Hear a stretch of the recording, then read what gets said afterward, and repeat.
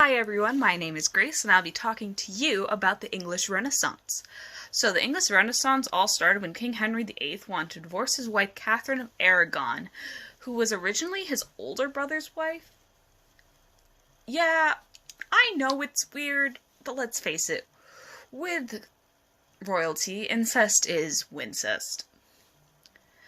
So, to leave his wife though, he would have to leave the church and the Pope, because with Catholicism, you can't get divorced. It's a big no-no. So he decided to have this wonderful, amazing, great, perfect idea to start his own church, the Church of England, aka the Protestant Church, and said bye-bye to his wife and the Pope. And he did this about 5 more times, leading to 6 wives in total. Okay, after King Henry died, then his son took over, but died soon after, and then his firstborn daughter takes over, Mary Tudor, aka Bloody Mary. She would start to kill off everyone who was Protestant to try to get the people back in with the Pope. The people, not very happy about this, decided, hey, let's behead her. So they did, and then gave the throne to her younger sister, Elizabeth I. Okay, so now that we have some backstory, we can finally start to talk about how theater comes into this mess of a kingdom. With theater, we were finally able to get our own divorce from the church, and we were able to make plays more human and more for the people because we want the people happy, and we don't want another beheading on our hands. So, let's start off with some playwrights. First off, Marlowe. He was known mostly as the bad boy of Elizabethan theater, challenging religion and is suspected to be an agent of the crown. Though he did die pretty young at the age of 29 in a bar fight, but some scholars believe it was because he was part of the agents of the crown. He was also known for his dark themes in his plays, and only 5 plays were ever written and published. He was also known for using blank verse, which is a non-rhyming iambic pentameter.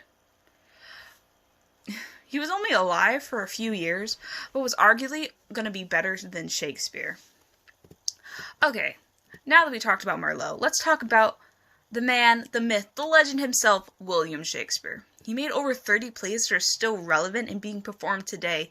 His theater is still up and running today. He was also known for taking some ideas from other playwrights, like his good friend Marlowe.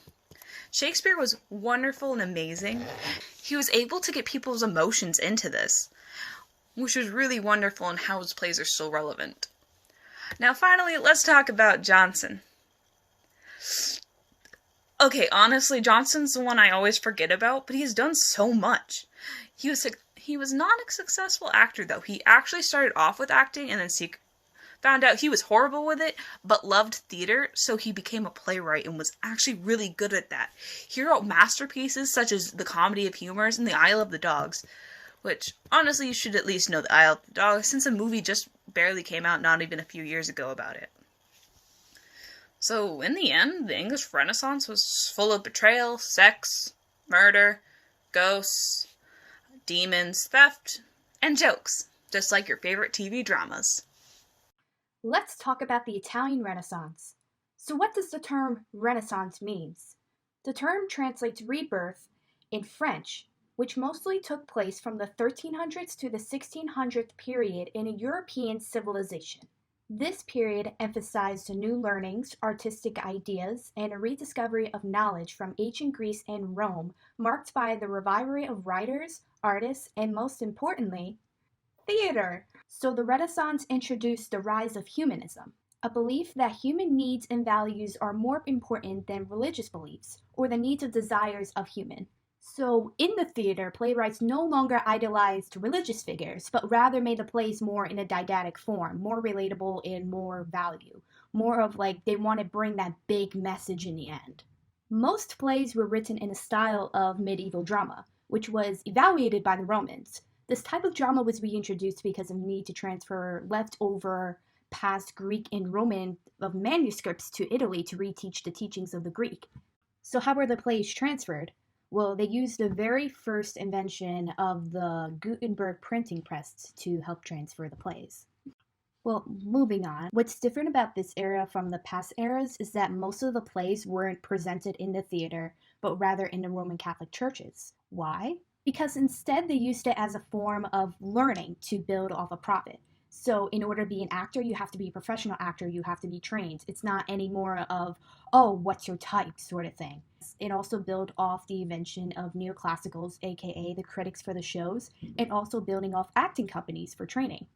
To add on, the neoclassicals are also the reason why the plays are more didactic, is because to give out that message instead of like the comedy of it. There was a number of impacts, such as the amazing invention of the Gutenberg printing press, like I mentioned before, live system, and the sound effects that were added into the theater. But there was also opera. So opera was first recorded and performed in Italy in 1594. Before 1594, there was intermezzis, where there was a little bit of singing, a little bit of dance, and text.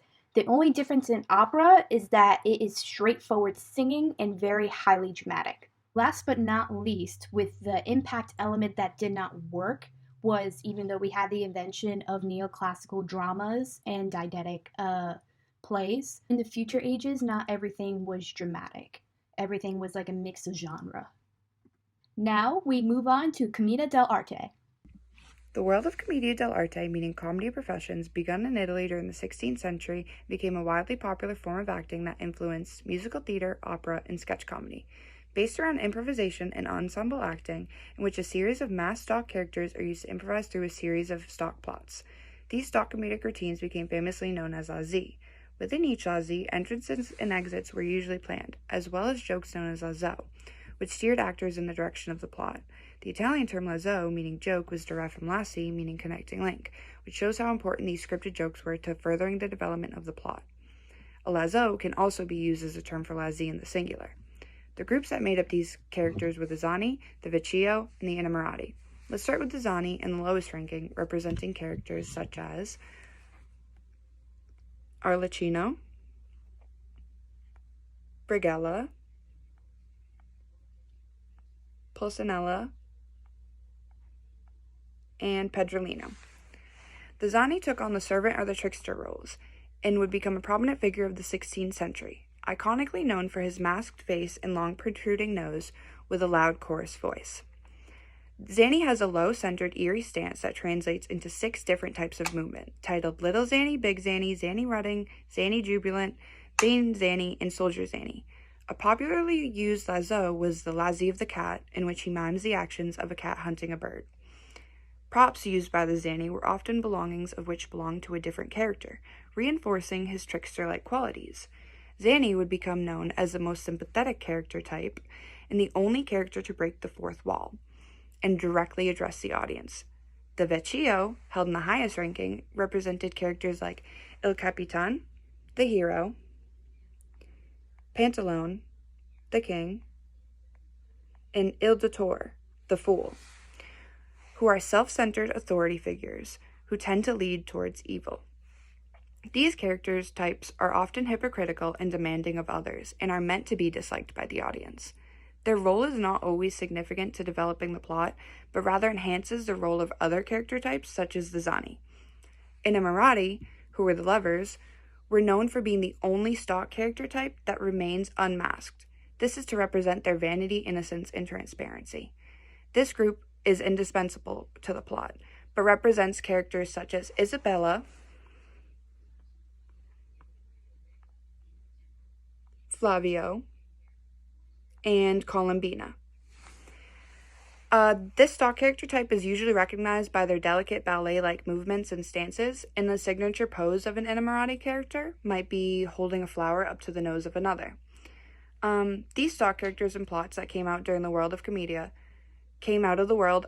during the 16th century would imprint and forever influence the world of physical theater, movement, and drama.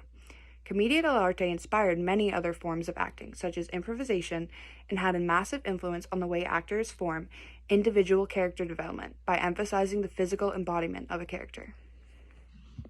The Spanish Golden Age started off when King Ferdinand kicked the Moors out of Spain in what's referred to as the Spanish Inquisition. Thanks, King Ferdinand. This led to Catholicism becoming more important in Spain, and Spain becoming more important in Europe. Theater was pretty similar to how it was in medieval Europe, along with its European Renaissance. Starting out in churches, auto sacramentales were one-act religious dramas referring to the sacraments. As time went on, auto sacramentales, I'm going to call them autos, grew to include more and more religious aspects. This guy, Pedro Caldeon, wrote every auto for over 30 years. Autos were originally paid for by trade guilds until they started making bank, and the cities began to take over and hire actors. They were performed at the annual feast of Corpus Christi at first, but as they got popular, they traveled on carriages so more people could see them. The carriages were actually called carros, but don't worry about that. Both religious and secular dramas were created at the same time, but the religious ones kind of came first, so they're pretty cool. Over 30,000 plays were written during the Spanish Golden Age, and we still have all of them. That's insane to me. The most important playwrights of the time were Pedro Caldeon. We talked about him earlier. Lope Felix, who was pretty much the Spanish Shakespeare. He wrote between 800 and 1,500 plays, depends who you ask. And Lope Rueda, he was the big three. He was an actor, a manager, and a playwright. The Spanish also had women write some plays, but none of them were published when the women were alive. So that's cool, I guess. All right. Bye.